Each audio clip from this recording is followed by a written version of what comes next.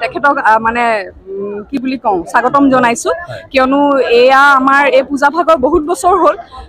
গতিকে বিভিন্ন লোক আহে ইয়ালৈ বিভিন্ন ঠাইৰ পৰা আহে আৰু আপোনালোকে স্থানীয় লোকে দেখি আহিছে বা আজি কেইবছৰমানৰ পৰা মিডিয়াৰ জৰিয়তে বা মোৰ ছ'চিয়েল মিডিয়াৰ জৰিয়তে অসমৰ ৰাইজে দেখি আহিছে আমি কেনেকৈ ইয়াতে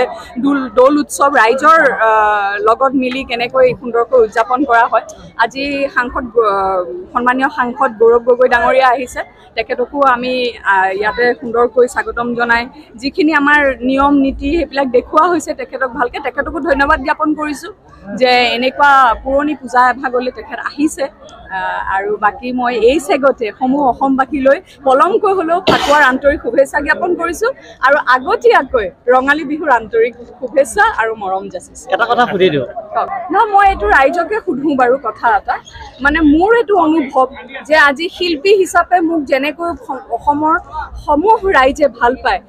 কাইলৈ ৰাজনীতিত কোনো এটা দলত সোমোৱাৰ লগে লগে মোক জানো এই 100% অসমৰ ৰাইজে যেনেকৈ ভাল পায় তেনেকৈ ভাল পাব জানো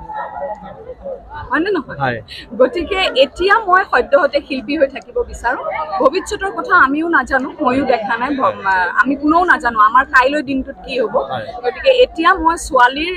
শুনিবলৈ বেয়া আজি তাই আঢ়ৈ মাহ মই এতিয়া গু মুঠ চাফা কৰাত তাইক খোৱাত ব্যস্ত তাৰ বাহিৰে মই এতিয়া একোৱে ভবা নাই ধন্যবাদ।